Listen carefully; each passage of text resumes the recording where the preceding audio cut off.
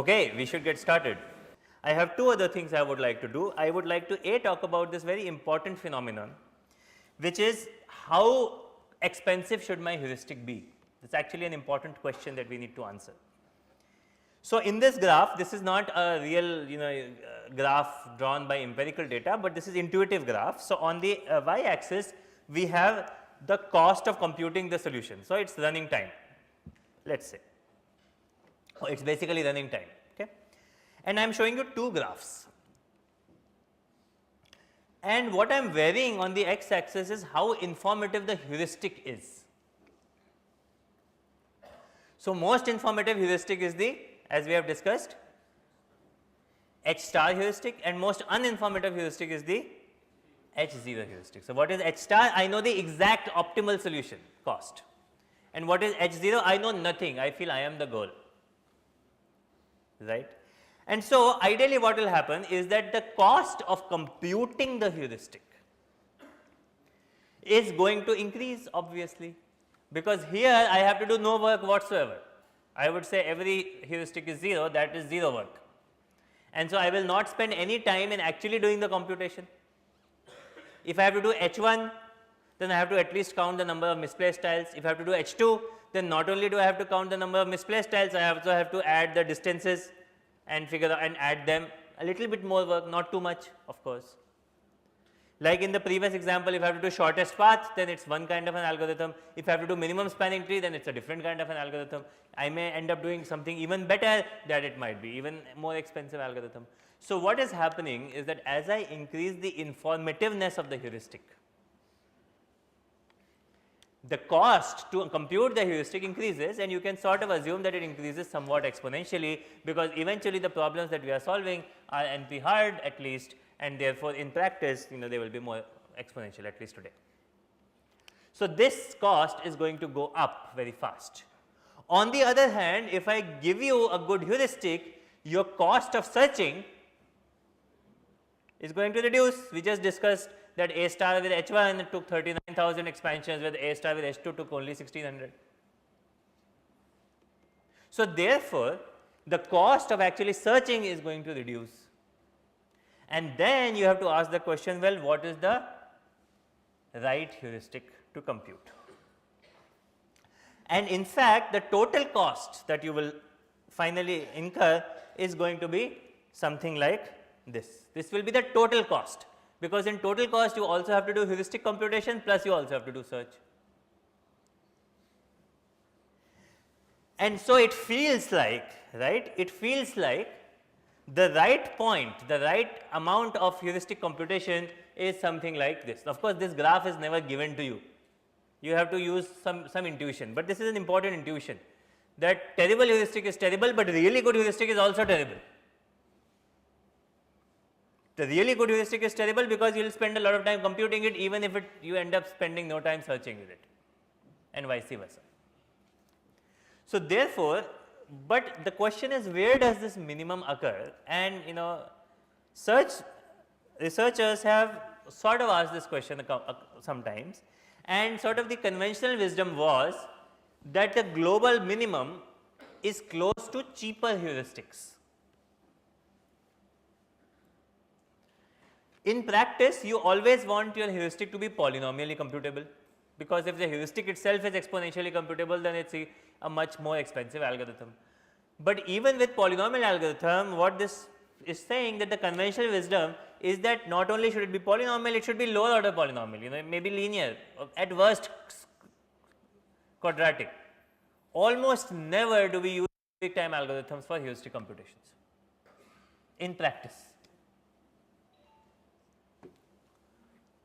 But there are some new insights that have come out in the last 10-15 years, which have made people question this conventional wisdom, and in fact, people have found that cheaper heuristics may not always be the best idea. Sometimes somewhat more expensive heuristics may be a better idea, and the examples there is pattern databases that we will study and plan graph heuristics that we will not study.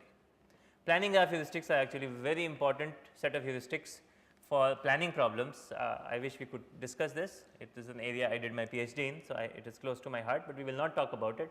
But I will briefly talk about pattern database heuristics because it is an easy thing to learn and it gives you a lot of value. So, let us quickly talk about pattern database heuristics. So, let us say, and some of these slides have been taken by Richard Prof, who is now very senior, but also extremely well known and famous researcher in the field of search. He was at UCLA, or he still is probably at UCLA. And so, he says that look, this is the size of search space if I am doing brute force search, right. Of course, we do not want to do brute force search, but just for completeness. 8 puzzle is only 10 to the power 5 nodes anyway. So, it should be completed in about 0.01 seconds. Now, take these numbers with a grain of salt because these are older slides, 10-15-year-old slides.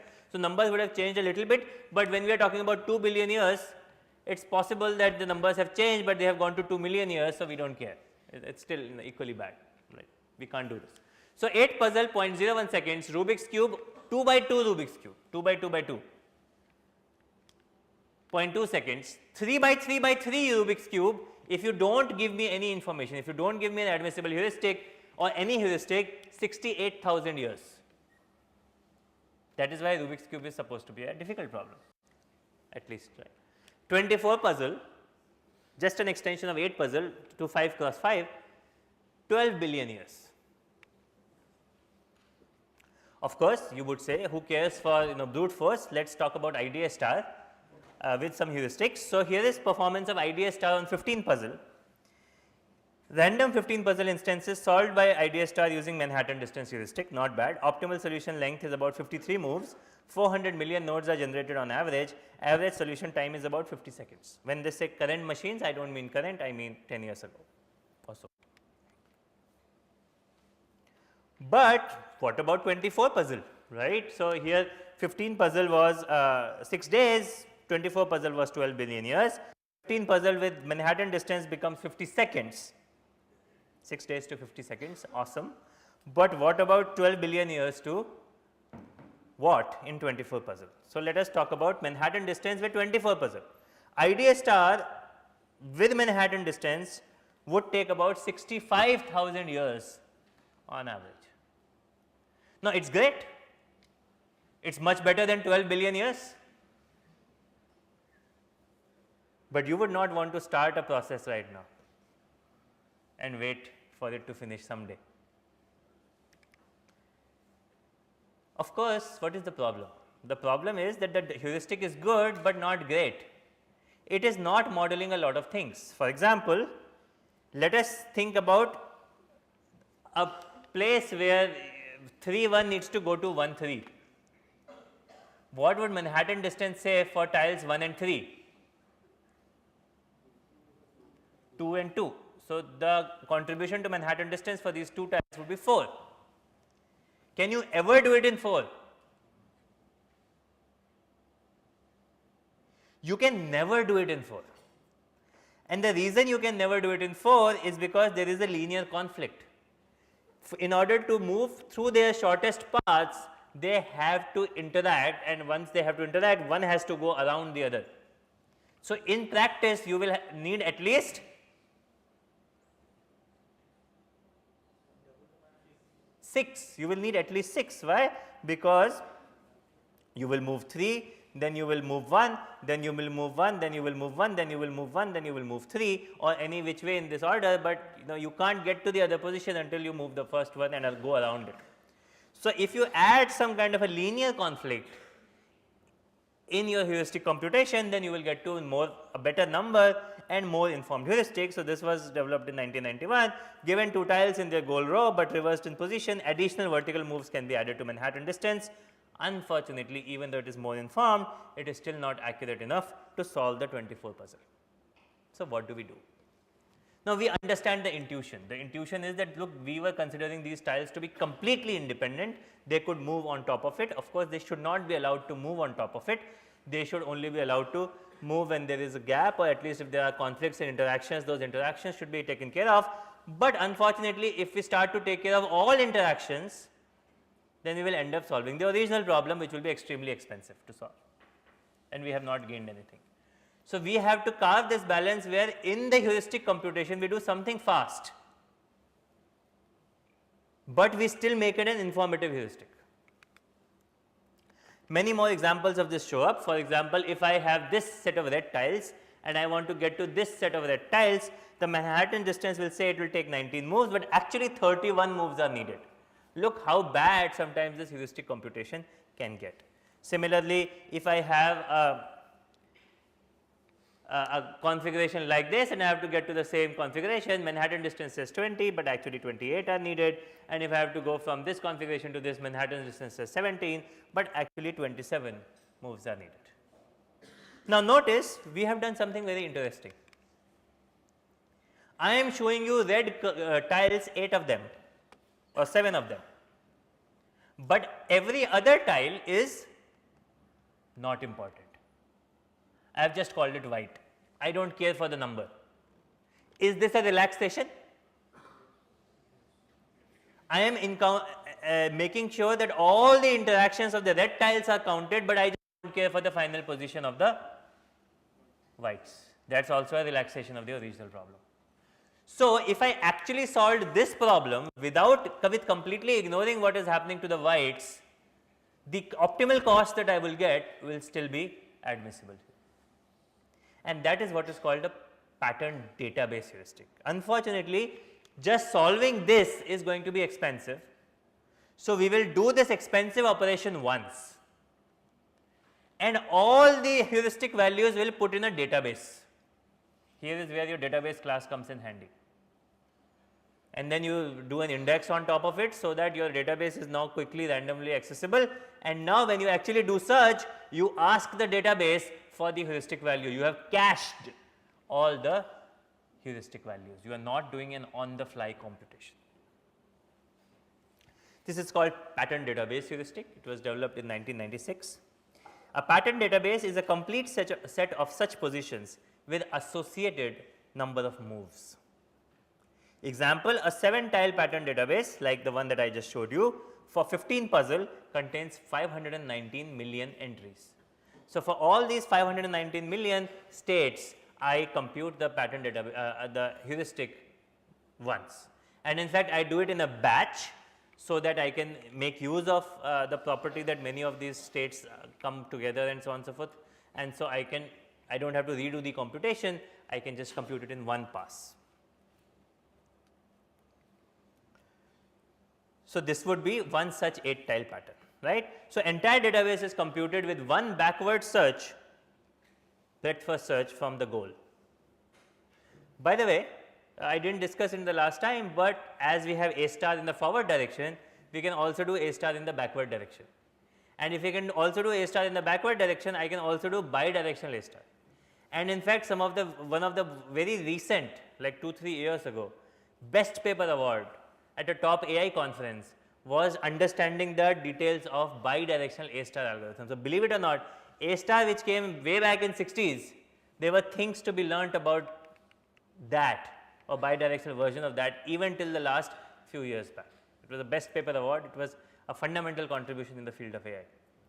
So, if you are interested in bidirectional A star, check that out. And note that here all the non-pattern tiles, the whites are indistinguishable, but I am counting its moves. I am not saying that I will not count your moves, I will count the moves, I just do not care for their final position. Okay. Now, once I have created this pattern database, I can not just create one, but I can create many pattern databases. For example, I convert my 8 puzzle problem into 2 sets of tiles, the red tiles and the blue tiles. And I have one pattern database for the 7 tile red tiles, and I have another pattern database for the 8 blue tiles. And now, my pattern database number red says 31 moves are needed, and my pattern database blue says 22 moves are needed. So, what will be the overall admissible heuristic?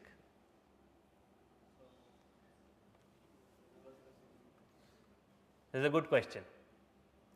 I gave you 2 heuristics.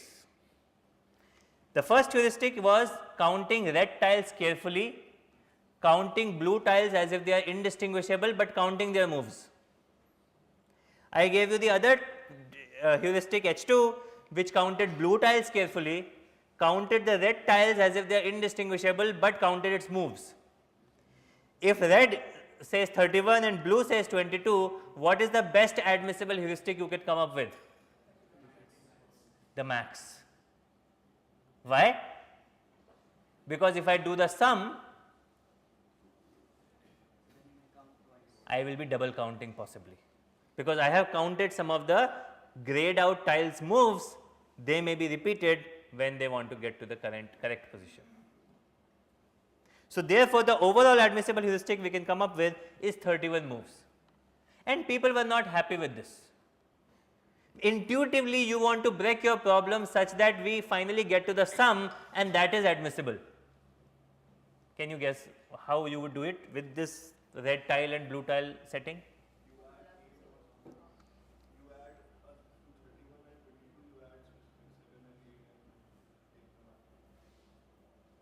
With 31 you add 7. Why would you add 7 to 31?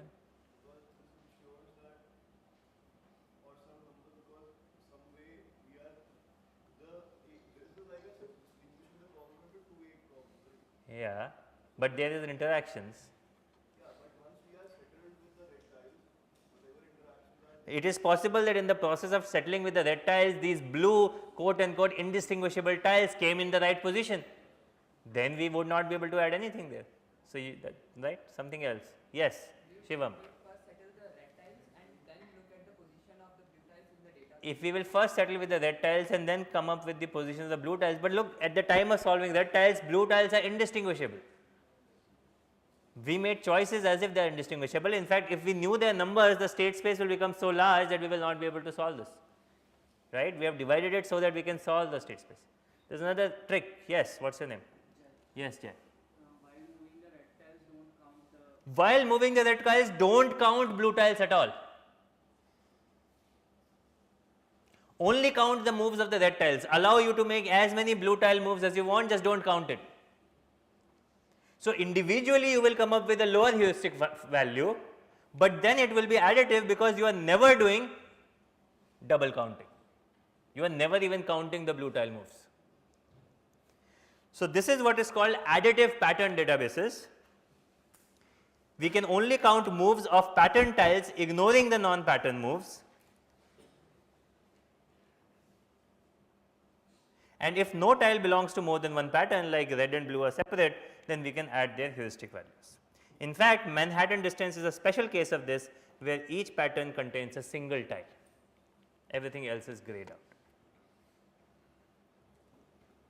Yeah, because you are not counting the others moves. Good. So, you can divide it in any which way. You can say these are my red, these are my blue, or whatever. In this case, the 7 tile database will contain 58 million entries, and the 8 tile database will contain 519 million entries. And for example, if the blue database says that the 20 moves are needed to solve red tiles and 25 moves are needed to solve blue tiles, then you can come up with a better heuristic 45, which is admissible.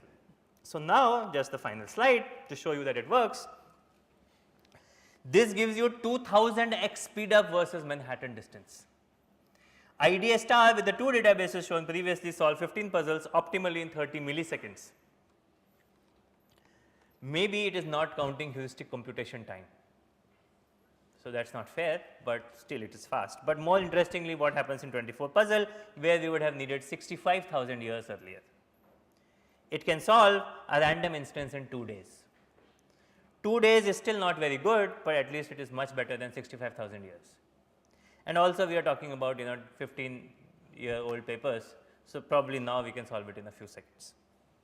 For 24 puzzle, they use 4 databases additive, using this 6 tile, this 6 tile, this 5 tile, and this this 6 tile and this 6 tile. So, 4 6 tile databases, and that sort of gives us the final result that we were looking for. So, let me summarize.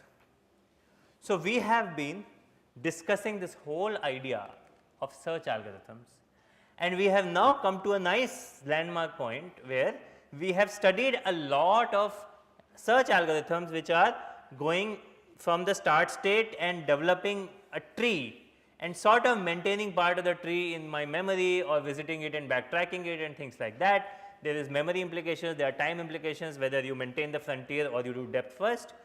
We have also figured out how to use additional heuristic function, additional information to do things faster, and we have done several examples to think about how quickly they can solve some problems if you have a good heuristic. We have discussed how to compute good heuristics, at least admissible heuristics, you require domain relaxations, and then these relaxations can sometimes become large. So, sometimes you want to do them in a batch, compute all heuristics and then put them in a database, and sometimes state space is too large, you cannot do this. So, you break the state space into multiple subparts, compute heuristics on top of them, put it in multiple databases and max or add them. These are called pattern databases. So, this is our story up to now, and in the next segment, in the next class starting tomorrow, we will talk about local search, a very different, but in some ways in my opinion more practical, even more practical than these algorithms, a different mechanism for doing search and solving problems. We will stop here.